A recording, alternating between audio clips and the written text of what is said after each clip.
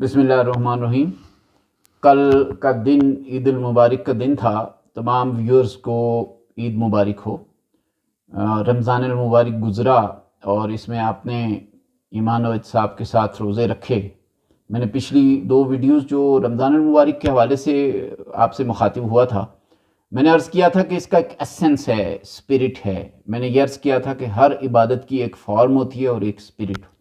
اور اسلام اسپرٹ کے اوپر زیادہ زور دیتا ہے۔ اور اس کی جو رمضان المبارک کی اسپرٹ ہے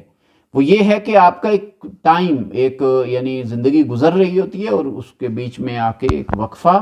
اور وہ ایک مہینے کی ایک ورکشاپ سمجھ لیں، اس کو ایک اوور ہالنگ سمجھ لیں، اس کو اگین زندگی کے معاملات میں داخل ہونے سے پہلے رک کر اپنا جائزہ لینا اور خود احتسابی کا عمل سمجھ لیجئے۔ تو اس کو بڑے خوبصورت طریقے سے، جیسے اسلامی عبادات کے دیگر جو موڈز ہیں، اسی طرح رمضان المبارک کو اللہ تبارک و تعالیٰ نے ایک بڑا خوبصورت ایونٹ ہے یہ، اگر آپ غور سے دیکھیں اور اس کی حکمت کے اوپر دیکھیں۔ اور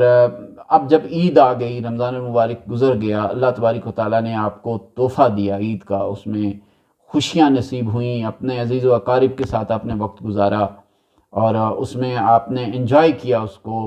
جو اسلام کی حدود ہیں انجوائمنٹ کی، انٹرٹینمنٹ کی، ان کے اندر رہتے ہوئے بڑے خوبصورت طریقے سے گزار لیا۔ تو رمضان المبارک کے بعد اب اس ایسنس کی حفاظت کرنا ہے جو رمضان میں اللہ نے آپ کو نصیب کیا، جو رمضان میں جتنی آپ کی تربیت ہوئی ہے، جتنا آپ نے وہاں سے گین کیا، جتنا ایکسٹریکٹ کیا، اس کی حفاظت کرنا ہے، اس کو اپنے دل دماغ میں تازہ رکھنا ہے کہ اگر رمضان المبارک میں کسی کی غیبت کرنا بہت بری بات تھی تو ابھی بھی نہیں کریں گے، بڑی بد اخلاقی ہے کسی کے پیٹھ پیچھے اس کی بات کرنا۔ اگر رمضان المبارک میں کسی سے دھوکہ نہیں کرنا تھا تو وہ صرف رمضان تک محدود نہیں تھا، وہ ابھی بھی اسی طرح ہے۔ اسلام تو موجود ہے، اسلامی تعلیمات موجود ہیں، اور ہمیں اسلام کے مطابق بطور مسلم پوری زندگی گزارنا ہے، صرف 1 مہینہ نہیں گزارنا ہے۔ تو ابھی بھی کسی کو دھوکہ نہیں دینا ہے، ابھی بھی ہم نے کوئی فضول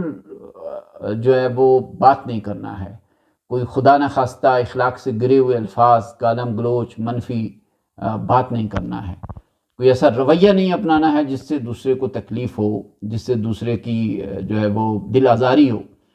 میرے ہاتھ اور میری زبان سے دوسروں کو محفوظ رہنا چاہیے۔ رمضان المبارک میں نے اپنے اعزاء، اقارب، پڑوسیوں اور سب کا بڑا خیال رکھا ہے، تو یہ لائف ٹائم ہے، جتنا میں کچھ کر سکتا ہوں مجھے سب کے لیے کرنا چاہیے۔ اسی طریقے سے اگر رمضان المبارک میں اللہ تبارک و تعالیٰ کا تقوی ایک ایک قدم پر اور ایک ایک چیز میں اختیار کرنے کی کوشش کرتا ہوں، اپنی زندگی کو سنوارنے اور سجانے کی کوشش کرتا ہوں، اپنی شخصیت کو بنانے اور کردار کی تعمیر کی کوشش کرتا ہوں، تو اسے اب باقی زندگی کے اوپر بھی اسی انداز سے موجود رہنا چاہیے، اور میری زندگی کو رمضان المبارک بدل ڈالے۔ یہ نہ ہو کہ صرف رمضان المبارک گزرا اور میری زندگی تھوڑی دیر کے لیے